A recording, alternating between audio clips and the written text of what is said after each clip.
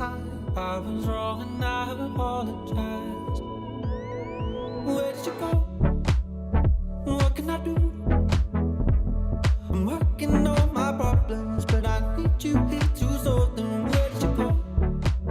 What should I say? I know that I can make a change. She canned it up to them now. Have a look at the darling of New Zealand turf. And Melody Belle does the double.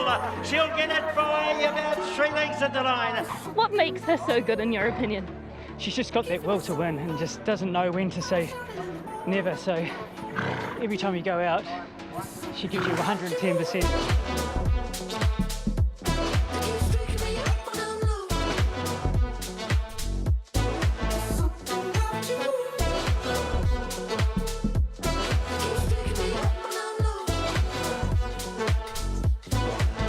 I miss the company we had back when I was still on track. Now I'm making my home paradise.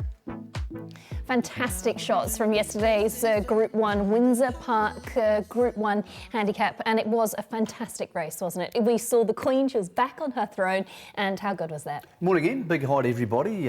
Thanks for joining us after a late night last night watching the All Blacks beat the South Africans. What a day, what a wonderful day, because there was her and setting up a Triple Crown, which is so cool. We had a couple of really interesting nose decisions in the 3-year-old fillies races, both here and in Sydney. Cambridge Stud and Joe and Brendan Lindsay lost both of them by a nose, and I feel for them. Lots of questions coming out of this and some updates this morning, so stick with us, over who will go to the Livermore, the last leg of the Triple Crown, because Emily, I'm thinking half the field who raced Melody Belle yesterday won't be coming back for the final leg of the Triple Crown in 2 weeks. Also some really interesting updates about the 1,000 guineas and the 2,000 guineas and who's going where. So lots of information coming up on the show this morning. Looking forward to getting that to you just a little bit later on as we get into that race review. Bevan Sweeney is joining us on the show this morning as well. And Bevan, it was a fantastic day yesterday. We were both there together, obviously, and we saw some progressive horses. We saw some Group 1 stars, and it was a great day to be on course.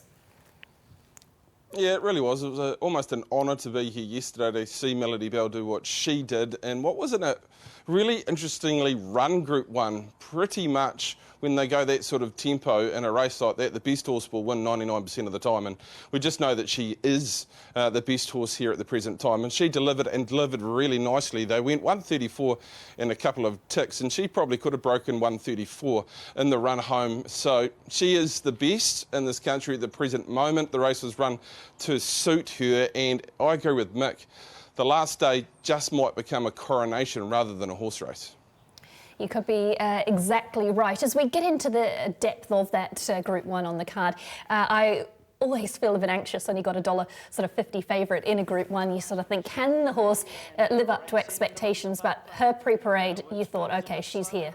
Look, she looked big and strong, and what really helped, and everybody's going to be talking about the same thing, is the tempo here. The first 800 metres was faster than the last 800 metres, 46.99 out of the gates for the first 800, home in 47.1. Now, that pressure was caused by 3 jockeys wanting to be in the same place. So Shadows Cast is in front here, and Craig Grills, who I spoke to this morning, gets half across, and he thinks he's across.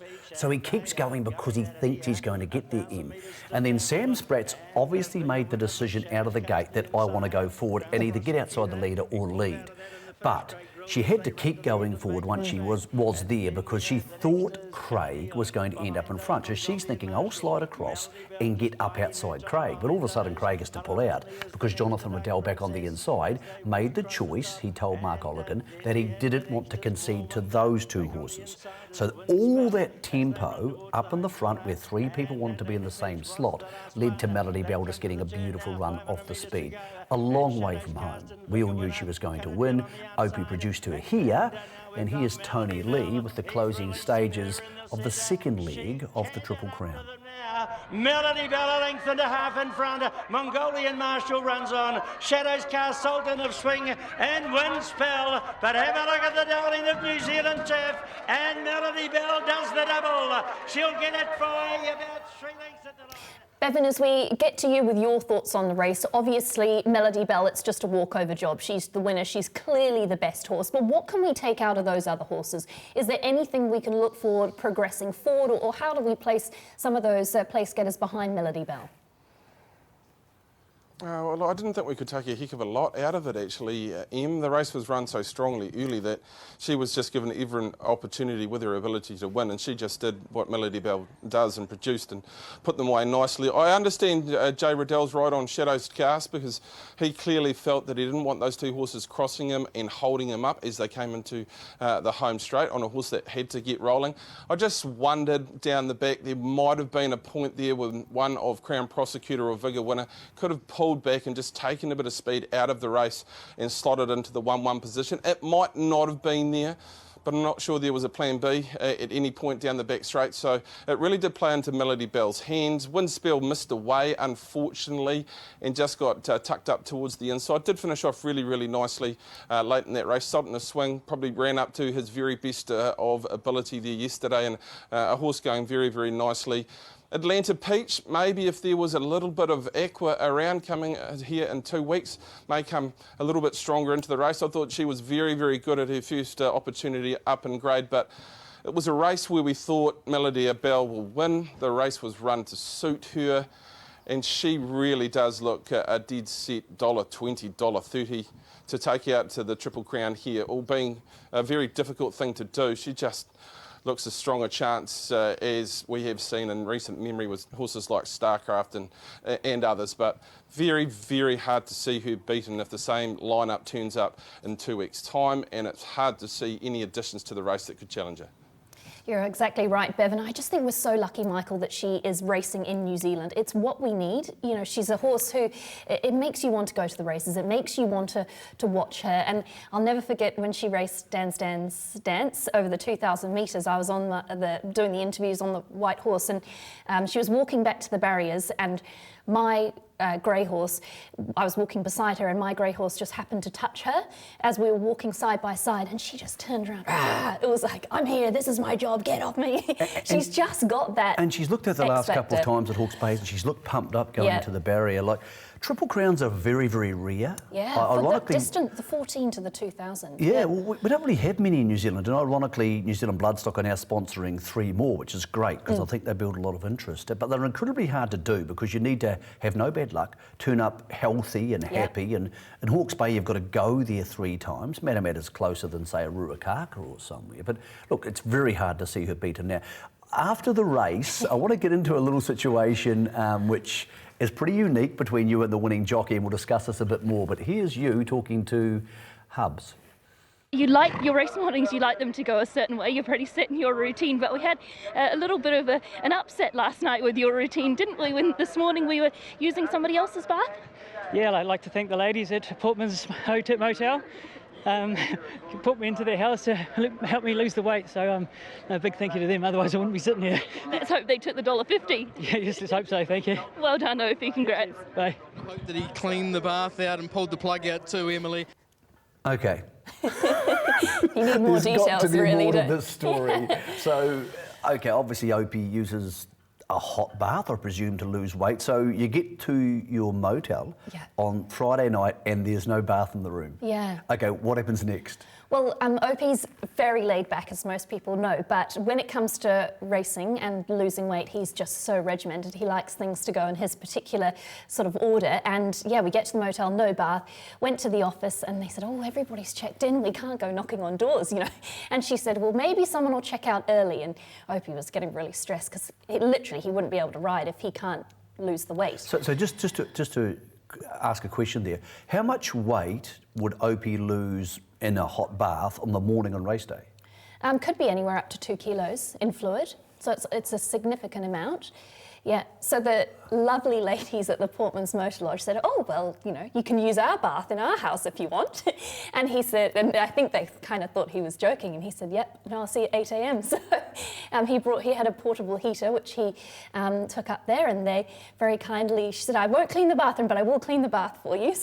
So he spent 2 hours there. So what happens next? So he goes Because, I mean, obviously lots of other jockeys, I presume, do this, and just sit in the bath for 2 hours. Yeah. You just run a hot bath and then he keeps just topping it up with hot water. That's his way of doing it. Everybody prefers some people like to exercise to lose it, or some people prefer diet, but that's his preference, yeah. Okay, so in a situation like that, would Opie then not eat for the day?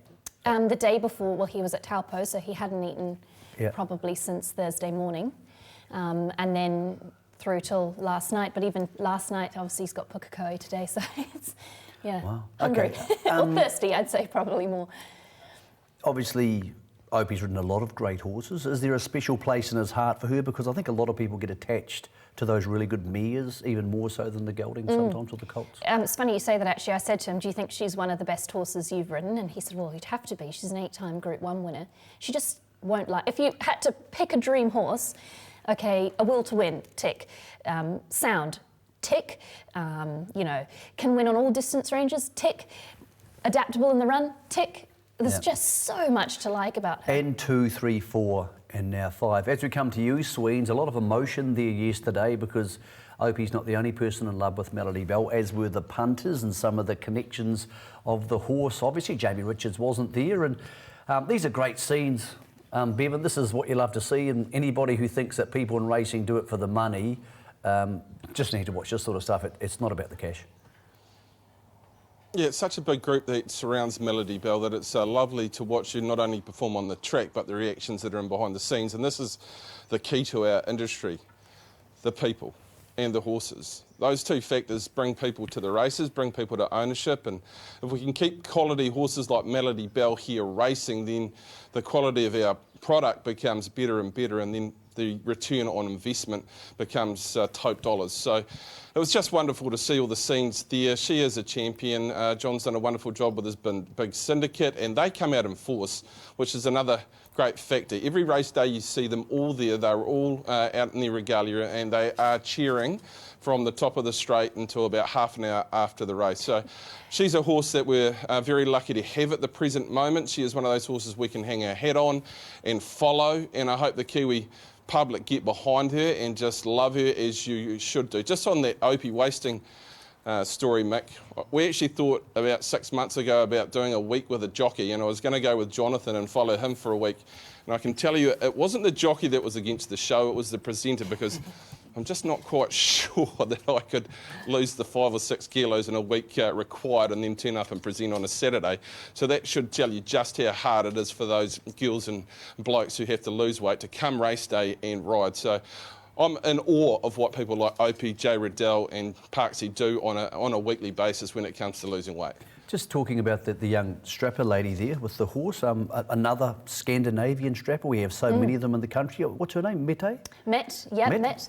She works for Tiaka, so it's great, isn't it, to see that? Because there's no, I always think with strappers, there's not really a financial reward. It's just, that's love of the horse, that you've looked after, that you've cared for, you know. One thing I really liked when I was at Ascot is the handler of each horse is in the race book next to the horse's name. I think on Group 1 days, we couldn't do it for every race. I think it's a really important touch. Let's hear from the beaten jockeys, from those who are in behind Bathtub Opie, to see what they made of their runs in the Windsor Park Plate. Look, he was super.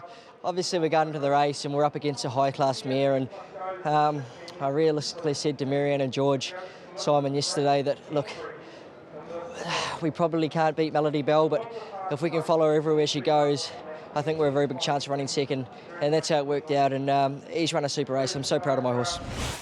He has a super run. He's a horse who's a little bit unknown at the weight for age, and he's jumped. They went really quickly, you know, so he's kind of off the bit most of the way, and he's come up on the bit across the top, and I see Melody Belle often going to him, like, okay, we've got to try catch that chail, but he did super, got through a little gap, and Sultan a swing of him just fought it out and just lost the bob. So well, I think he can measure up at weight for age. He's a little bit stronger and mentally stronger as well too. So, you know, well, hopefully Melody Belle falls away a little bit and we can get something along the line. Grand run again. This time a dwelt coming out of the gates. I got back with only like one behind me. I stuck to the rail for a run, you know, just hopefully I got a good run. Did get a rails run, got held up at the furlong. Shadow's cast rolled off late and I'd be able to burst through full fourth. Very good, but he's cost himself at the start. Very honest run for the horse. I've had to hold the rail. My feeling was I didn't really want those two to be crossing me because I thought they weren't going to cart me into the race on the horse that I was on that needed to get going a bit earlier. He's battled along really well, just been caught late and run 5th, so it was a good run from a very honest horse. How good was Sultan of Swing? I think Aidan tipped him out on the first call, took 50, so a game run by him. Yeah, look, he was very good. Now, here's where things get interesting because we have a market open for the Livermore, and you're not going to want to back Melody Belle because she'll probably just win, but $1.30 is awfully short. Let's go through these one by one. Mongolian Marshall, I spoke to Andrew Forsman last night. He said flip of the coin whether they go back or not. They might freshen up and look at a Captain Cook. They're not sure. Spoke to Stephen Marsh this morning about Vernon Me. Hit races at Pukekohe today. He is likely to go, but not nominated at this stage, but likely to go if he performs well. Shadows Car spoke to Mark Olligan. Unlikely to go. Looking at the Copelands at Riccarton. He's very good place chance here. Tiako Shark should not be in this market. It's in Sydney, it's not coming home, it should not be there, you should not be allowed to bet on it. Cut a Deal, Andrew said, is more likely than Mongolian Marshall to go, but they'll speak to the owners. Hello, It's Me, the last day has always been the aim. Sentimental Miss will have no chance in the race after what she did yesterday. More Wonder was disappointing. Rondanella's not going there. Stephen Marsh was unsure on Crown Prosecutor. And Bevan, as we come to you, that's an awful lot of horses who turned up yesterday, who may not turn up. Now, I'm sure some of them will make their decision after seeing their rivals pull out. The one horse you know more about than I, in this regard, is Peso. I rang Paul Nelson this morning. Paul was Paul. I'm not sure. We'll decide later in the week. I've got a funny feeling he'll turn up. He'll turn up. I don't think there's any doubt about Peso turning up to this particular race with what is going to happen across the next couple of weeks. And a good quality horse who more than likely could run in the money in behind Melody Belle, Mick. On what we saw yesterday, Peso is going as well as last season, where the horse went into black type and was very, very successful, has tactical speed, can put itself in the race. If you take a shadow cast out of the third leg and there's not a lot of speed in the race, Peso can sit forward, control tempo and find a kick, and well capable of running in the money. I'm not sure a winning chance, but I'm pretty sure they'll go. Karina hasn't had a Group 1 runner in partnership with Paul to this point, so why not? This field is clearly going to fall away. It was a good effort yesterday. The horse is going well. You're going to get into a Group 1 like this, maybe not a winning chance, but you're more than a good chance of running in the money. And I think the bookmakers will probably do the right thing, Mick, and open up another market at some point with Melody Belle out of the betting. And you wouldn't be against saying that Peso is a chance in a market like that. Yeah, running on the speed, and he was really good yesterday, and obviously he doesn't have to travel, Emily, which is quite hard on some of these horses. Hastings is not an easy place to get to. I think most of the trainers I spoke to this morning just thought to themselves, look, we don't want to go there to run second. It's 40,000 for second, I think.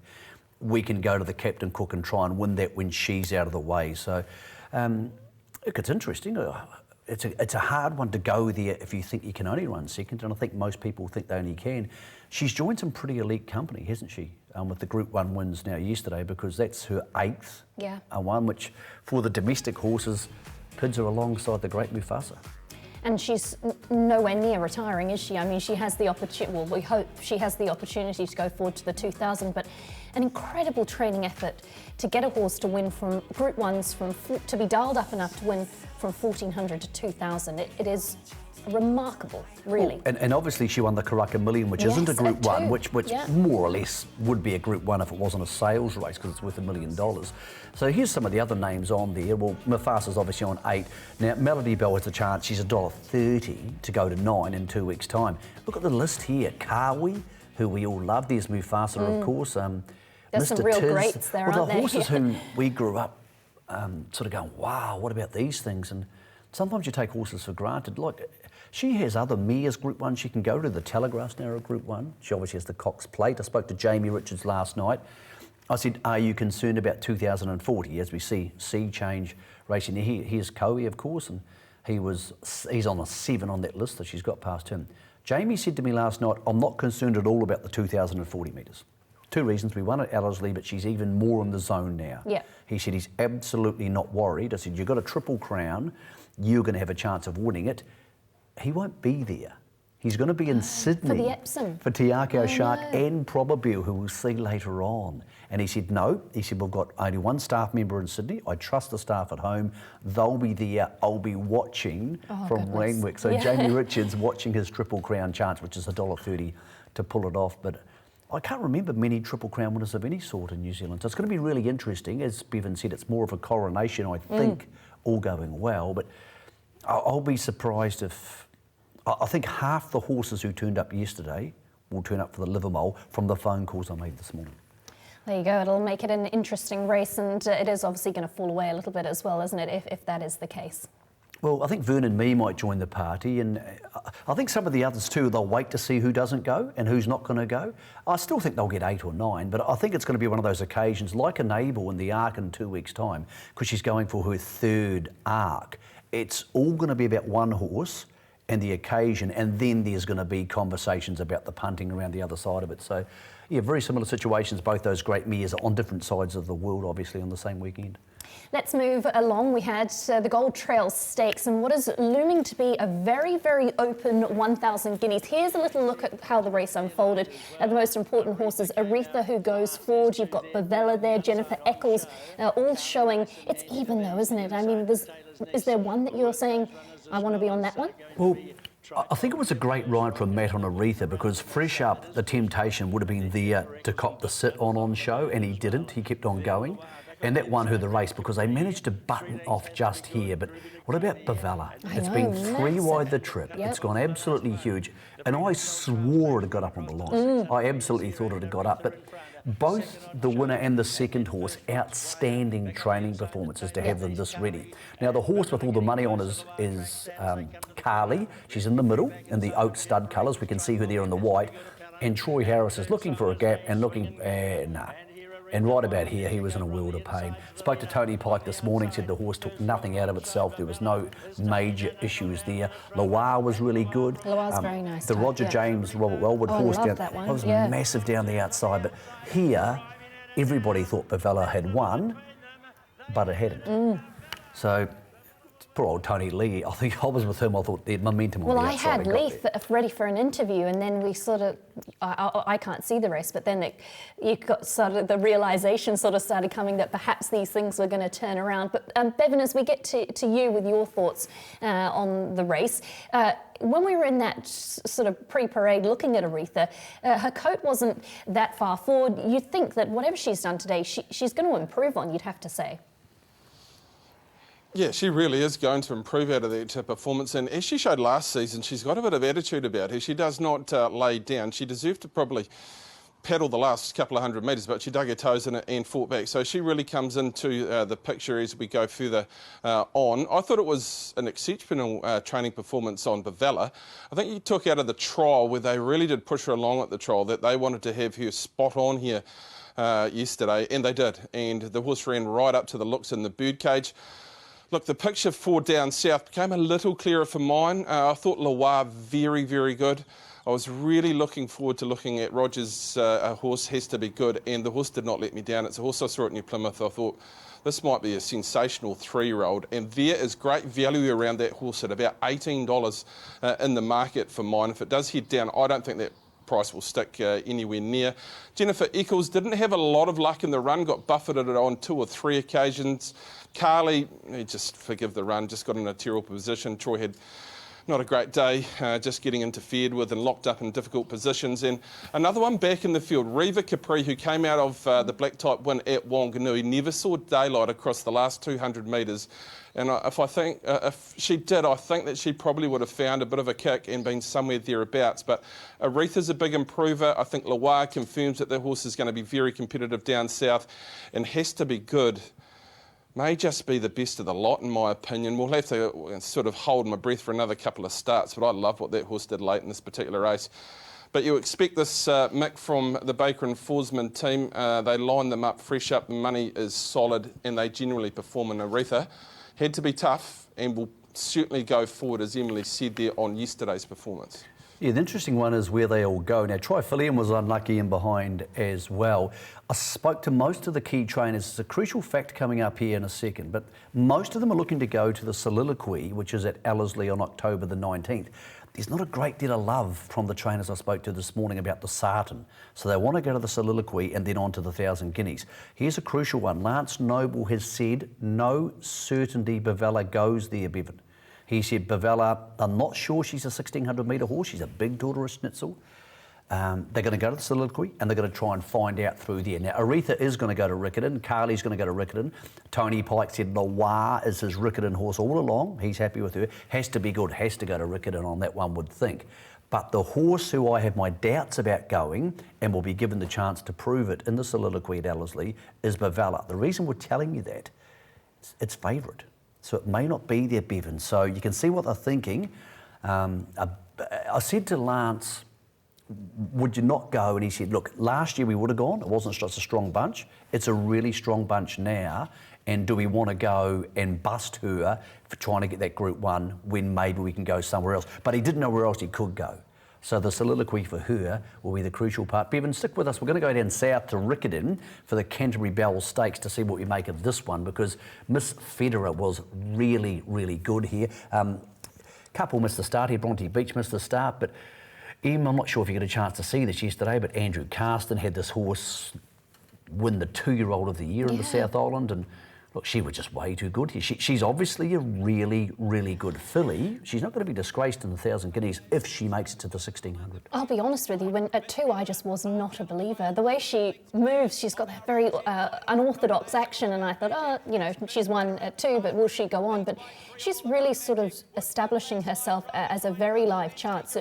She's already down south, she's already in that zone, and the way she's won, she's really asserted herself in that company. So I'm becoming a believer. Well, you make the same point about her as you make about Peso going to the Livermore. Sweens, they're there, and once you're there, it's a big help. So, look, I'm not sure she's a natural 1,600 metre horse on that, but being on your home track, you've got to have a crack. Gee, it's going to be an awfully interesting next couple of weeks to see who does go there, because, as I said, at the moment, Bavella's the favourite, and it's no certainty to be there, according to Lance last night. Yeah, well, I talked to Lance directly after the race yesterday, Michael, and he sort of said, look, I had this horse spot on today, so it's very hard to peak on 2 or 3 occasions through a preparation. So he seemed to be a little bit muddled in his mind, and you've clarified it for all. So $7 is a price you probably don't want to look at. Miss Federer, very, very good. Good extravagant action. Well, I say good extravagant action, unique action. It seems to work. Question marks the mole for sure. She might just be 1,200-1,400 metre horse, but when you're racing your own age group, sometimes you just get away with the mole in your own age group, and at home you definitely put her in the mix. Where do we look here? I didn't think Jennifer Eccles had a great chance. Loire's going to be a massive chance in the race. Woodcote Lass, things didn't go right at the start, was okay. Bronte Beach had no luck yesterday down south. Probabeel, well, there's another case of whether that should be in the market, I'm not 100% sure.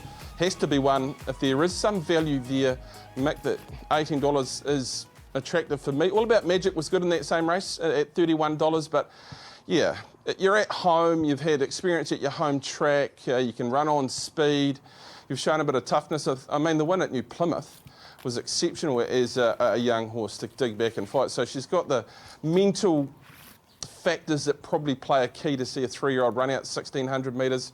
I've got a few question marks around the mile, around Miss Federer, but she certainly is a very smart filly in the making. Yeah, just talking to Tony Pike this morning, Loire, the blinkers will stay on because she settled in them yesterday, so no concerns there. Carly probably goes to the Soliloquy. Jennifer Eccles goes to the Soliloquy as well, so that's going to be a hell of a race at Ellerslie on the 19th of October. And Manchu, Lance Noble said, we're not absolutely sure Bavella's going, but Manchu, who won yesterday, very well beating Double Impact, is going to head to the Guineas at this stage. So here's the Manchu race. It's the horse in front on a day where being in front tended to be the place to be. For many people, this race, Bevan, was about Double Impact, who's coming wide, and it just felt ugly a long way from home, and the horse wanted to duck in. He was just basically too new, but let's not take away from the winner. She's done a pretty good job, and Lance is suggesting she'll cop the 1,600. Yeah, she worked nicely across, Mick, and had to be tough to win. Look, the Horse out wide, Double Impact, is a serious racehorse on what I saw yesterday. Things just went absolutely pear-shaped early. He got it to the outside, lost his hindquarters, wanted to hang in. Don't worry about this particular horse. It will make it. He's not a rock star in the parade, but I think there's rock star motor underneath the bonnet here. This horse will go through the grades and will be a serious racehorse going forward. I thought Serena was a really good run. They might just pick off a light race with Serena in the next start and then push on with her, but don't worry about Double Impact. He'll stick. Rockchar was good with the blinkers on. Manchu with an international pedigree, so it's a good result for the Lindsay team, who had a mixed day yesterday. I'd be pretty rapt if my horses had run exactly like they did yesterday, Mick, to be fair, but this horse is going to progress nicely. It only had the one start on a wet track, so came to Hawke's Bay and delivered nicely, looked tough, but yeah, stick with Double Impact. That was a very good performance, and that horse will make it, I've got no doubt. A lot of these 3-year-olds, it's moving time of the year, isn't it? Where they're going to different places and we're not sure who's going to head to Riccarton. Had a good talk to Tony Pike about it during the week, and I said, look, what do you make of Riccarton? And he said, look, once you take them there, you've almost got to take them home and give them a month off to break. Here's Call Sign Mav, named for those who are Top Gun fans. I really like this horse. He's big, he's raw, he's got a lot of upside, I reckon. And they mentioned he could be a 2,000 Guineas horse. Yeah, so. he's just putting it together. I think he's a real smoky for me. Is John Barry getting He's a man hug? excited, yeah. That's lovely. Well, a good bit of man love down there on the bay, talking about the locals. What do you make of him, Sweens? Is he a horse who can turn up in the 2,000 Guineas? Yeah, loved him from the first time I saw him, Mick, and that was even before the races. Gee, they put some on when he won here at Hawke's Bay. That form stacked up with Reva Capri running second that day. Then just a little unlucky, but he beat himself really here on day number 1. Got held up at a crucial moment when he was about to go through the gears. He's raw. He's very raw. He doesn't know really how to gather himself yet, but the blinkers helped yesterday, pushing him forward in the run. I think he had a little bit up his sleeve behind Swords, with Swords Drawn chasing him. Nice horse, Swords Drawn. Really fills the eye, that horse, and I think it'll be a horse that'll really produce this preparation. Look, he's still a margin off the horse at the top of that particular market. But there's a lot of upside around Call Sign Mav. I spoke to Fraser about Cougadoon midweek. There is a large offer, I understand, on him. He was vetted through the week, but that sale hasn't quite gone through yet. And then you're looking at the Carleys of this world. The Fugitive, I think, will be here on the last day, possibly, to sort of confirm his chances going forward in the Hawke's Bay Guineas. But look, we'll find out with Call Sign Mav going to the Hawke's Bay Guineas on the last day and on what we saw yesterday. He'll be competitive, albeit it is going to be one heck of a sharp race, the Guineas of this season. It sure is. It's going to be a fantastic race. And if you listen to Troy Harris's pre-race IV on Double Impact, he said, I actually have before they raced, I had a higher opinion of Double Impact than Catalyst. So pretty interesting comments from him. Don't know what he thought afterwards, but he has a very big opinion of both of those. Let's move along and get to Peso, who was in the open 2,000 metre race. And Rosie said to me afterwards, it's one of her favourite horses, so she was pretty delighted to get him home. Isn't he beautiful? Now, here's where the race sort of semi-changed. He's lobbing along in front, and Rosie would have been laughing, and then it was like, oh, hold on. One just pops around the outside here and look, put some bit more tempo into the race. I thought it was an interesting race from the point of view, Sweens, that the two horses who finished first and second are both very good, and I just love Peso, but Sentimental Miss underperformed, and so did In a Twinkling, and he's starting to underperform more often than he doesn't. So look, they were both very good, the older horses. Peso's a horse I just loved. I love the way he came back to scale and he just looked like he wasn't having a blow. But both the 4-year-olds here, for buying Sweens and for the punters, disappointing. For sure. Sentimental Miss, I just think needs a little bit of accurate about. She did over-race early on in a race that had absolutely no tempo in it. And she just doesn't bounce off the ground like she does when there's a little bit of cut out of it. So she was disappointing. I said to Em before this race, I think In a Twinkle's a horse you've got to ride bad, and I hope he rode it fantastically. I think it's the horse you just put in the race. Just put it in the race, put pressure into the race, and it will keep on rolling.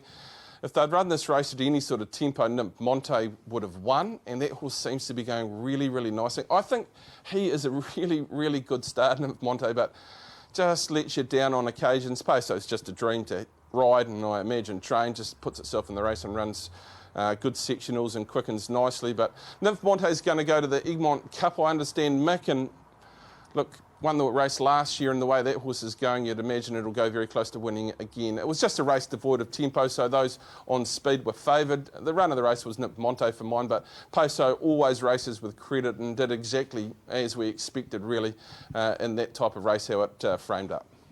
Yeah, Poso's $16 for the New Zealand Cup, and Paul Nelson suggested yesterday he might head there. That's probably pretty good money. The New Zealand Cup trial was down at Riccarton yesterday, Em, and you were probably busy being Hastings bound and riding horses and doing all sorts of stuff. But Greg O'Connor got on yesterday and tipped this out as the best in the parade ring. She's a toucher, which... Do I need to worry about my job? Well...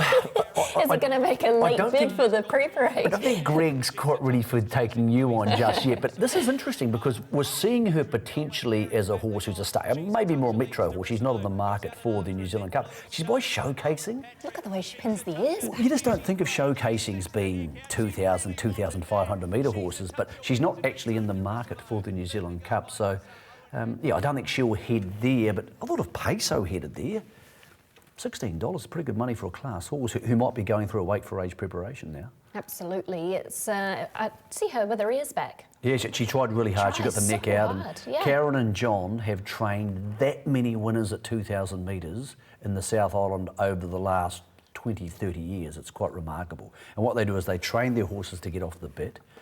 So they work them to drop the bit down the back straight, and it's such a big advantage for them when they go to those 2,000 metre races where so many other horses get on the nickel. So that's a key training aspect for them. They would have won that many country cups. The number would be enormous. Let's get back to Hastings and have a little look at the open 1,200 metres. And you've got Stradivarius, who was successful, beating a very well-fancied Malambo. It was a really good ride from Madan Singh. Look, Sweens carried 53, and you think it's a lightweight, but it's a 3-win horse beating a 7-win horse who carried the same weight. So, hell of a performance here, even though there was a lot of tempo early, which probably aided the swooping factor. You've just got to get him on the right day, Michael, because he's got some dodgy pins and he's a day-by-day proposition. I think you have to nurse him, but you get him on the right day, he can really let down nicely. Malambo mapped to get the forward position, got that position and was just run down.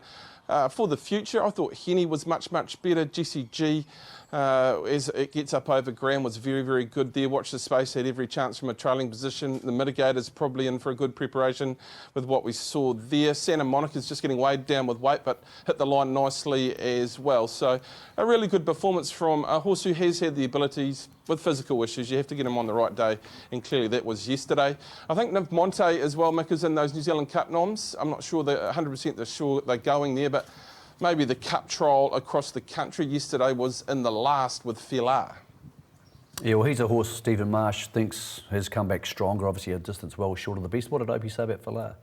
He just said that it too much weight, carried too much, and just watch it going forward. That was about it, really. You were out there riding around on the track yesterday. Was it as smooth as it looked? Because it looked really good for the second day of the carnival. Yeah, it was great. You couldn't barely tell that we'd had racing on the first day, and there was, even though it came up a good 3 or whatever it was, there was still just that little bit of give in it. Yeah. So I think a lot of the horses and the riders appreciated that. That's sort of what Michael Coleman said to me after the first one. So. Okay. Sweden's club's doing a good job down there. It's going to be a huge day for the Livermore, and they've got something a flag horse to wind up the pole. But track was good yesterday. I know a lot of winners came from the inside, but when good horses meet each other, that's going to happen. I thought so far, Butch and the team have had a really strong carnival.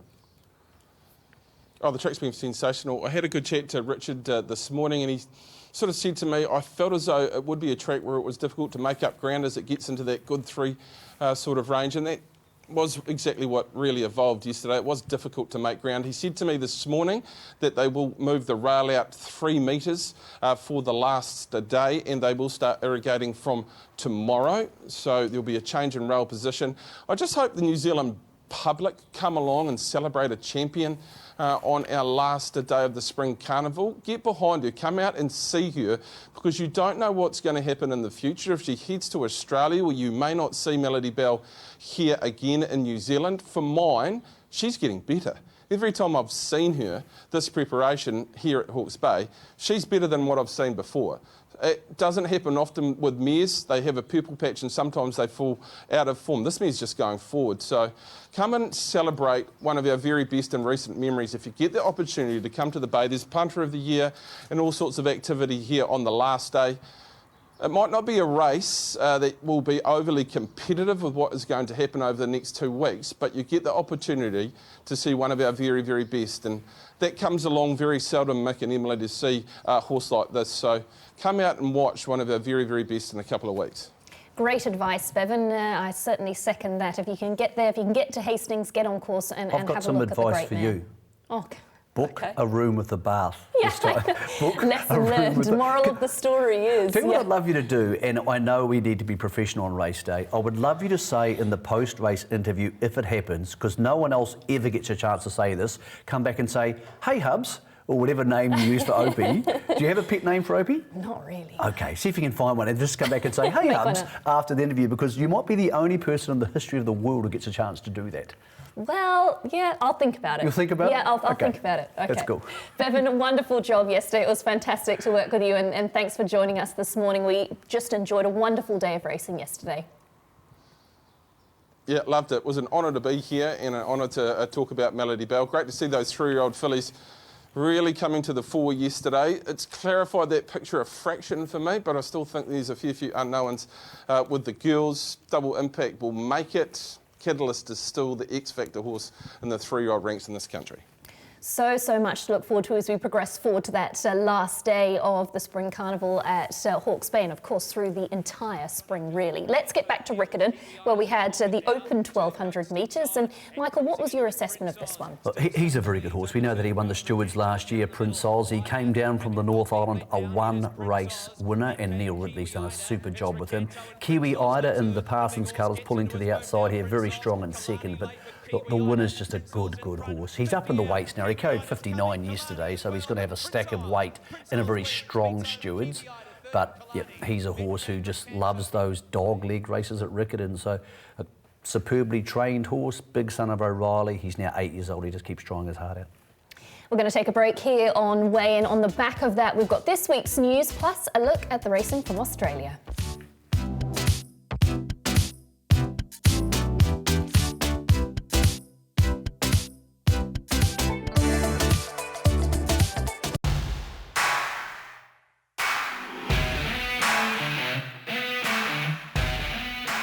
In news this week, New Zealand Bloodstock Insurance, in association with New Zealand Thoroughbred Racing, has announced a new Triple Crown series for the 2019-2020 New Zealand racing season.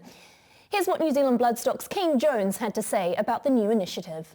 We're thrilled to announce 3 new bonus series, Triple Crown races that we run in New Zealand over summer and autumn. If a horse can win all 3 races of their series, they're rewarded with a $100,000 bonus, and there's $300,000 in bonuses in total. We're aiming at the weight for age horses, the fillies and mares, and the sprinters. It's really exciting to offer stakeholders an opportunity to race for this bonus. We really think this will take summer and autumn racing to a new level. Endless drama was a notable omission from the Group 1 Windsor Park Plate acceptances on Wednesday morning. Tony Pike gave us an update on the son of Lope de Vega at track work on Thursday. Yeah, I've been battling a foot issue with him. He's never had the best feet, and just as actually yesterday morning, just before withdrawals, he was significantly lamed, and we popped a foot abscess just with a firm track coming up on Saturday. It was just going to be pushing it a bit too hard to get him there in perfect order. So we'll just give him a short break now, and he'll freshen up, and we'll probably take him to the Winterbottom in Perth, fresh up on the 30th of November. Another of the Pike stable stars, Bostonian, has flown to Australia in an attempt to further his Group 1 record. We asked how he'd settled in since arriving in Melbourne. He's settled in really well. He's a seasoned campaigner now in Australia, and very bright this morning. He's just going for a light trot and canter. He'll have a jump out tomorrow at Flemington, and obviously go and take on the big guns in the Moya next Friday night. Yeah, how's he progressing? Can't fault him. His coat's a lot better than it was in the spring this time last year. He's physically a lot stronger, and yeah, look, it's where we are. He's a dual Group 1 weight for age winner in Australia, so there's not many options here or outside of those weight for age races in Australia. Tiako Shark has been allocated 54.5 kilos by the Racing New South Wales handicappers in the Group 1 Epsom to be run on Saturday, October the 5th. James McDonald has retained the ride on the Futures favourite after guiding him to a fast-finishing second in his only Australian start, behind Dreamforce. Taranaki will be running a guaranteed entry race into the Jericho Cup this Saturday, with the winning horse receiving complimentary air travel to Australia to run in the race. The $30,000 race is over 3,210 metres and is for rating 82 horses and jumpers. The 2019 Jericho Cup will be run on December the 1st at Warrnambool over a distance of 4,600 metres for a purse of $300,000. A fantastic initiative, the Jericho Cup. It was enjoyed greatly last year, and good to see the Kiwis allowed to be involved this year. Something that wasn't mentioned in the news was, of course, Michael, the resigning of John Allen as Chief Executive of Rita. Yeah, look, it's surprising. John's been the boss of the racing board for a long time, and he always indicated in interviews with me over the last 3 or 4 years he was going to resign at 5 years. So the natural inclination is that the Rita board have asked for his resignation and that sort of stuff. It isn't the case, and I've asked people on Rita, that wasn't the case. He's chosen it's time to move on. It's a big decision who they employ as the next chief executive, whether they go with a chief executive or a gaming-based person who understands gambling, or whether they get a leader for the industry and bring in a secondary person at that gambling stuff, or whether they keep the executive team they have now. There's lots of pieces on the chessboard there. Next week on the show, we're going to talk to Dean McKenzie. So Dean McKenzie, who's actually the chair of Rita, the board, is going to talk to us at length. And we're going to ask him a whole lot of questions about timings and what's happening with Rita and all that sort of stuff. Also, next week, we're going to discuss the whips. Now, Sean Ritchie last week on the show said that maybe the whip should be gone. I did speak to Sean this week. He wanted to clarify those remarks. He didn't mean lose the whips altogether, because both you and I both know that the jockeys need it as a safety piece of equipment, and it's important to them, and nobody on this show or at the racing board is going to be telling jockeys what they can and can't do. What Sean wanted to say was we shouldn't be hitting horses as much, maybe hitting forward for the perception of the game. We're going to talk to some of the jockeys about that for next week and see what they think, talk to some vets.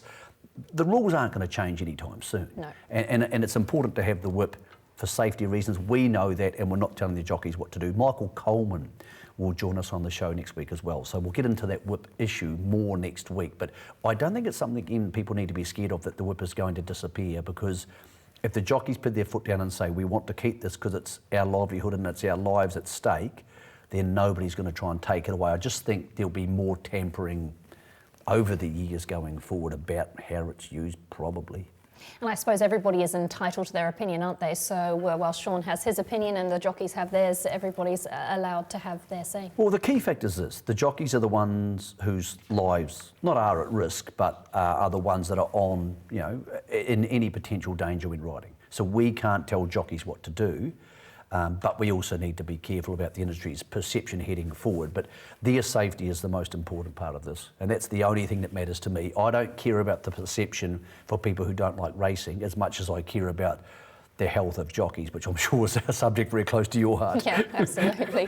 We do have to move along because we've got some fantastic Australian races to have a little look at. If we had a good day in New Zealand, there was also a sensational day in Australia. And have a look at the Kiwi Probabile rolling the hot shot in Libertini and ending up an incredibly gallant second. Michael, I just loved the way Probabile hit the line. She's the only horse making up ground, and heading forwards, you've got to be so excited. Well, Libertini's the horse outside the leader, and it hits the lead here, and Fun Star, J-Mac had to be very cunning to keep her in his sights, and you think they're going to be the two who fight it out.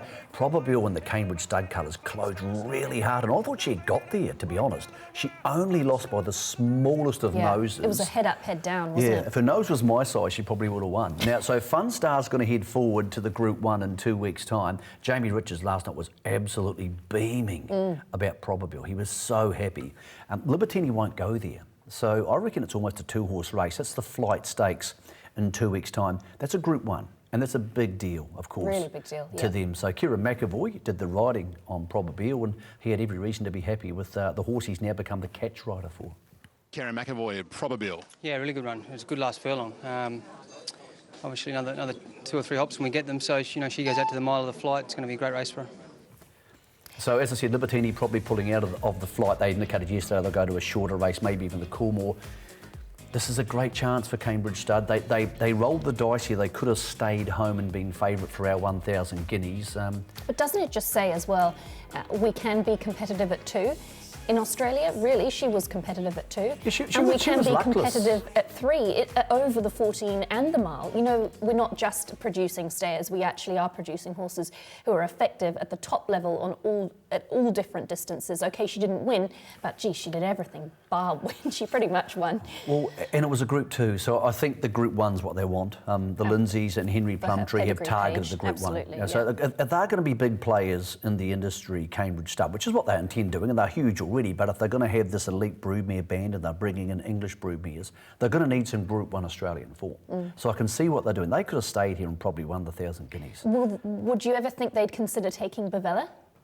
With her breeding and maybe more options? I spoke to Lance yesterday and said, what do you make of that? And he said, look, there's a lot of horses like Belle in Sydney, those big schnitzel fast 12 to 14 horses. So you're taking Coles to Newcastle. But if he doesn't go to the 1,000 guineas, Lance was saying, well, where do I go? There's not that many 1,200 metre races for 3-year-old fillies.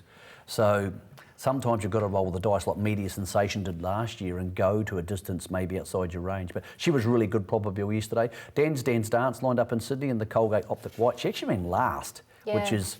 Look, she actually didn't lose anything on them. That's her sort of under her right at the back of the field. And she kept on coming but didn't make up any ground. I'm not sure on this. The winners of Villiers, who we see come to the outside here, and they're talking about him as potentially a Cox Plate horse in what's not a vintage crop of weight for age horses. But Em, I'm not sure on this that Dan's Dance can win a good weight for age race there. I'm thinking Chris Gibbs might look to change tack to a mare's race at some stage, but the winner was very good. The winner is very good, and he's very effective at the 2,400 metres. I noticed he's nominated for the Caulfield Cup as well, so going to be interesting what they decide to do with him. Here's a look at the Cox Plate market, and if we're in the aftermath of Winx, we've really been gifted with an incredibly open race where you can legitimately say a Kiwi could show up and with the right run, the right barrier draw, run a very big race. Well, there's no reason to think that Melody Belle needs to be scared of these horses. She's no better than them. No. But she could probably turn up there and be competitive. Now, so she's in the market at $15. Obviously, Mystic Journey beaten last week. Avilius was good there, but look, he's not beating a hell of a lot. Very Elegant was really good in fourth yesterday after being trapped wide for a long way. And she's going to improve, isn't she? Yeah, she will improve, and she'll have a nice grounding. I spoke to Jamie Richards about that. He said, yes, we will go there with Melody Belle if we win the Triple Crown. Okay. And he said, yes, we will go with Tiako Shark if we win the Epsom. He's really happy with Tiako Shark. Could have a trial or a track gallop in between races this week before they head to the Epsom. So he's got Probabile and Tiako Shark in Group 1s on Epsom Day, October 5. Yeah. The same day Melody Belle is racing for the Triple Crown. So they've got a lot of Group 1 things in play, but he is at this stage, providing they all end up where they need to be, as in regards to health-wise, thinking they could both go to the Cox Plate. So there's a chance they could both be there. And as a racing fan, that is exactly what you want to hear. We had the sprinters out in force yesterday at Sydney as well, and we saw the short stakes. And here's a little look at Pirata getting his revenge and being able to win. And I thought a really good performance by Classique Legend at this grade on the way to the Everest. Yeah, a race that got halved in size because the track was a 9 on Friday, heavy 9. It got back to a soft 6 and everybody pulled out, and a lot of these horses now are pulled out and they need to go to other races. So Sunlight, for example, is going to go to the Moir Stakes next week at Moonee Valley and take on Bostonian, but the winner very, very good. Red Zell had its chance. You're right, Classic Legend was good, but it's making the form for the Everest really tricky because you're not sure who's going where. The one horse who didn't miss anything yesterday was Arcadia Queen. She's heading straight into the Everest, and more, she's the horse who's not having the interrupted preparation, but hard market to bet into. Avantage was there yesterday too, by the way. She had a run where she was outside the leaders. They went relatively hard, and things just didn't pan out for Avantage yesterday. I think she'll be fitter for that. I think like a lot of Jamie's horses, that's her in the Tiako colours, obviously. I was a little bit disappointed with her, A little bit disappointed? I did expect a little bit better from her. And I thought, after Ruakaka, I thought, OK, she'll improve greatly. But I suppose she's meeting a lot more competitive horse. So I suppose you'd have to give her the benefit of the doubt third up. Yeah, I agree. Benefit of the doubt's maybe the word you'd use here because she was outside the leader, and I think a lot of those Te Akau horses, they've come through those wet track trials and they're trying to sort of, peak fitness, but maybe next up's important for her. Charles Rhodes running 5th here behind a horse who is a beauty. Look at the winner. He's in the Enable colours and the Frankel colours, ran 4th in the Melbourne Cup last year, Finch, and he's by Frankel. Chris Waller's now got him. Sir Charles Rhodes good there. He sort of won battered to the line, as did Sean Ritchie's horse in the Newcastle Cup. The Good Fight. The Good Fight, on Friday. So they're both in the mix for a race like the Met-Trop, one would think. Sean suggested he might drop back to a rating 82 over there, but what about the winner? Big, strong son of Frankel. And in that Melbourne Cup, he'd only just touched down, hadn't he, last year?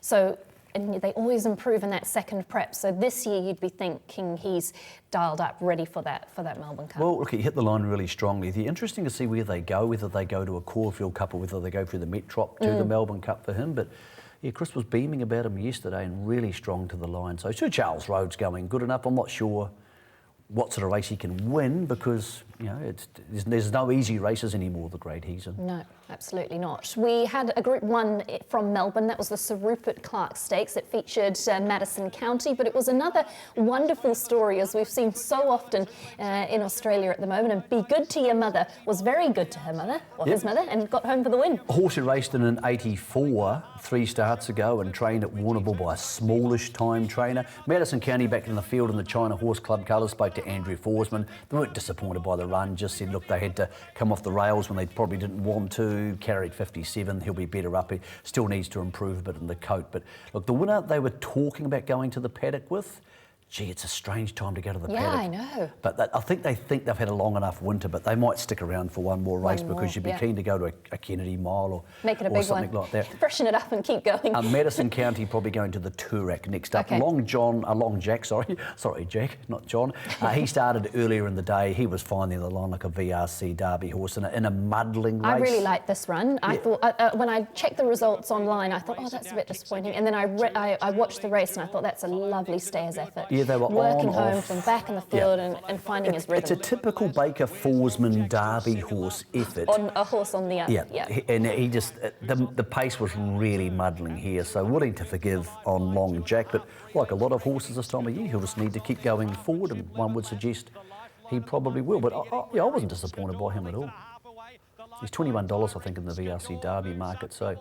That's a lovely price, isn't it, if you think that the Kiwis can get a VRC Derby win, which they do so often. Well, also he'll cop a wet track too, and they've got other ones to come as well for that. They've got the ones who are still based in Sydney, of course. Very exciting. So, gee, there was a lot of stuff yesterday. Did you watch the All Blacks last night, or were you driving home? I didn't watch much. I did actually go to bed. I will admit. No. I did get the full report from Owen Patrick Boston this morning, though, who stayed awake to watch every minute of it. Well, it was awesome. So, look, I loved yesterday. It was a fantastic day. It's hard to believe we have a better day coming up, but October the 5th is now looming as one of the biggest days in the last decade of New Zealand racing. Probabile, Te Akau Shark. It's actually Arc Weekend, which is in France, of course, but it's still a big deal because Enable's trying to win the first horse to win 3 Arcs. And, of course, we have an incredible rarity, a Triple Crown winner, so it'll almost be a bit of an anticlimax if she doesn't win now. Oh, fingers crossed she does from the Te Akau team and, of course, for Opie as well. All right, that's it from us here on Weigh In on Sunday. Enjoy Pukekohe today if you're going, and we'll see you next week, same time, same place, with Michael Coleman as our guest on the show.